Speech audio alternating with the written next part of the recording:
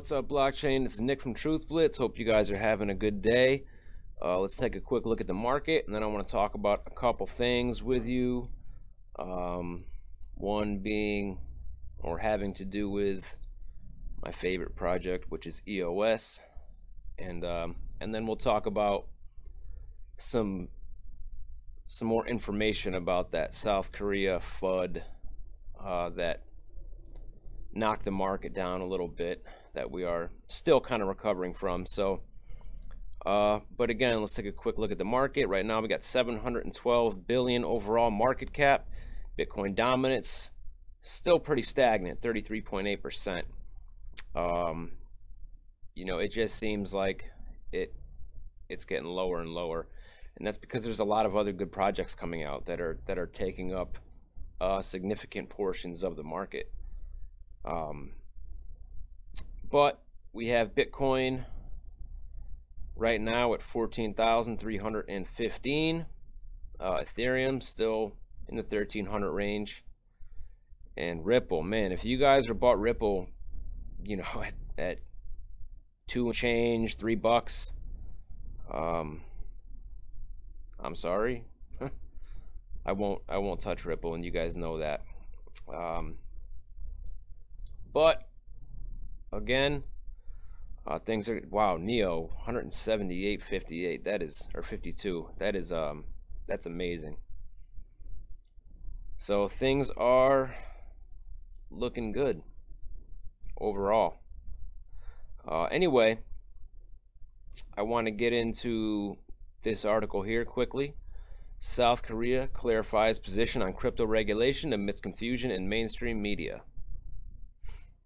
Basically, what they're saying in the title is the mainstream media misreported and got everybody all hyper emotional and messed with the market, basically.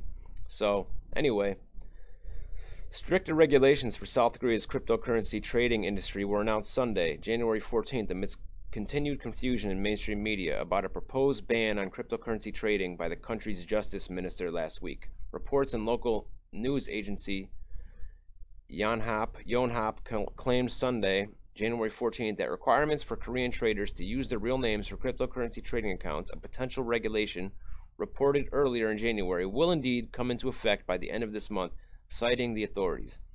Yonhap reports that fines will also be imposed for those who do not comply with the new regulations, though the fine amount has yet to be determined.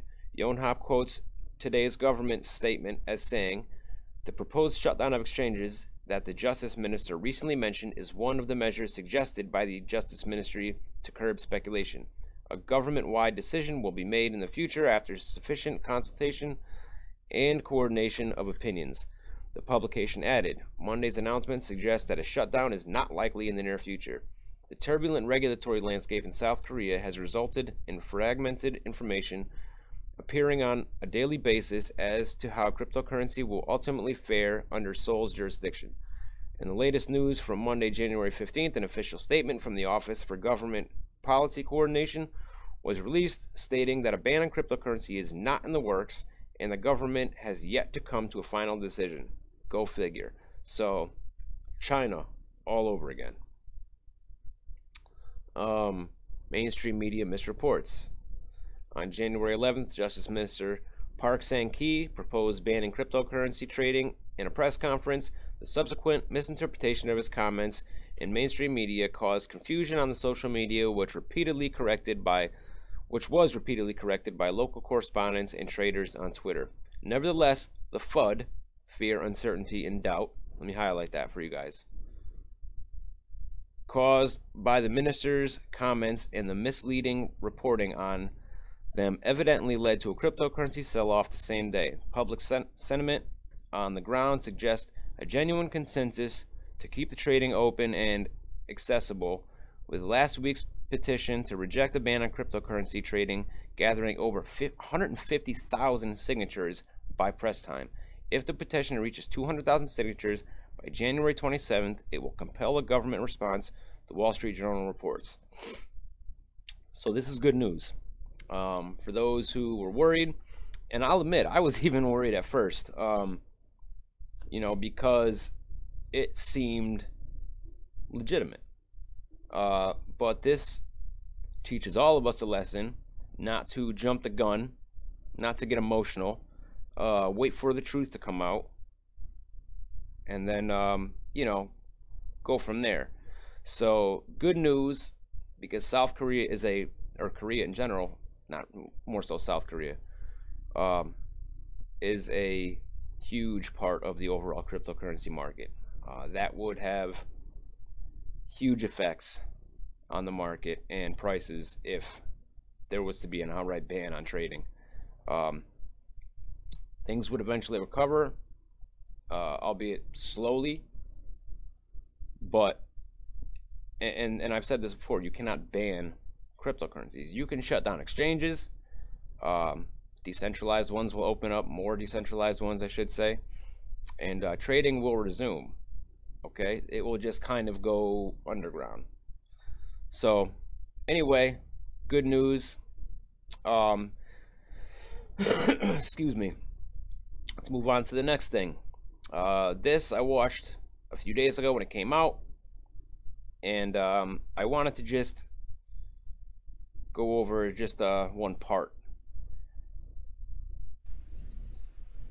Hey everyone, we're the Everipedia team, and we're really excited to make a special announcement today at the Seoul EOS meetup. And as you guys know, we're the first decentralized encyclopedia on the blockchain, and we're building it completely on EOS technology. Boom. And a lot of people have been asking us, how can we get the IQ token, and when the ICO is, and when the token sale is. And we're really, really proud to announce today that, in fact, there is no ICO and there is no token sale, and what we're doing for the very first time is airdropping IQ tokens to the EOS distribution list instead. And what that means is if you hold EOS tokens, you will get IQ tokens, and that's the only way to get IQ tokens is by holding EOS in your wallet. And we're really, really excited to do this and set this precedent and give value back to the community that actually makes the platform we're building on possible. And we're really confident that we're the first, but we're not going to be the only DApp to actually do this. And so we're really excited to build on EOS, and we're really excited to set this precedent, and thank you very much. So, for those who don't know what Everipedia is, it's like Wikipedia, but decentralized. It's going to be on the EOS blockchain. It's going to be a DApp on the EOS ecosystem. The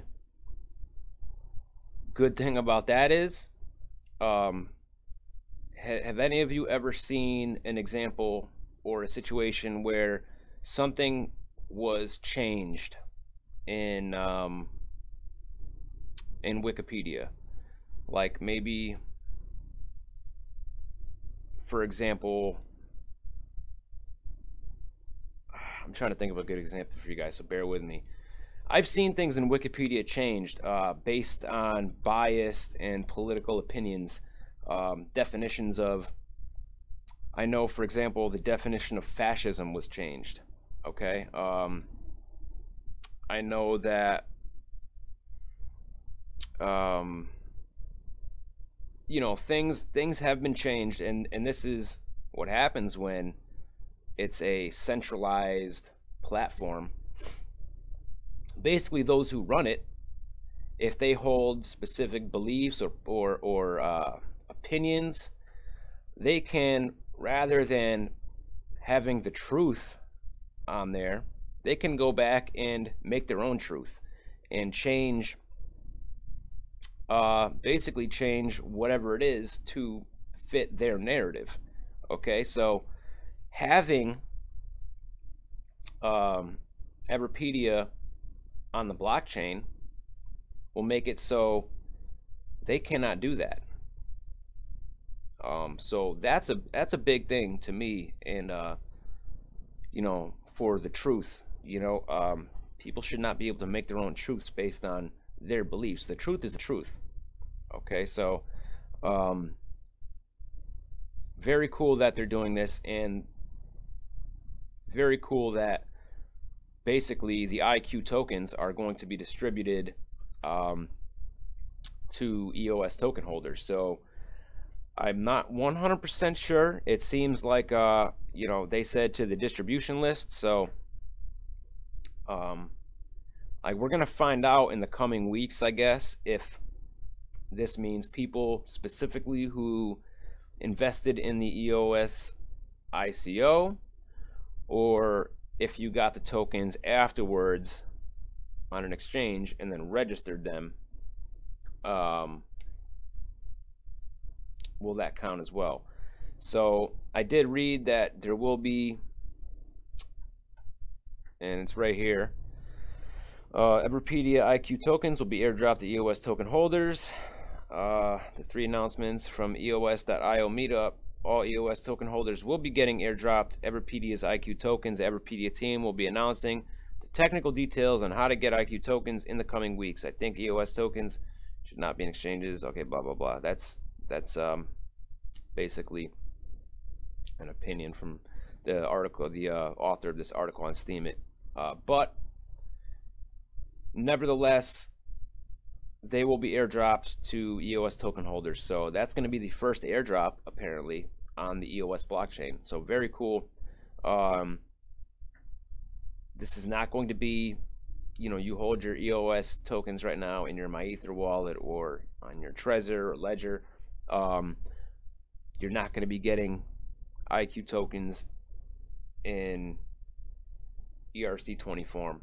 This is going to be on the EOS blockchain. So if you registered your EOS tokens, you have your EOS public and private keys, which is the, you know, to your future EOS wallet on the EOS blockchain, where your actual EOS tokens are going to be.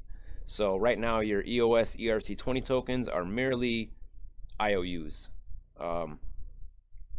So very cool that there's already airdrops planned. EOS is giving massive incentives to venture capitalists to build their platforms and their apps on EOS. They're actually giving funds from the EOS ICO to people to build on EOS. So very cool. One of the many reasons that I'm a huge fan of EOS, and I think EOS is going to do amazing things. So just wanted to come out and give you guys, you know, that announcement.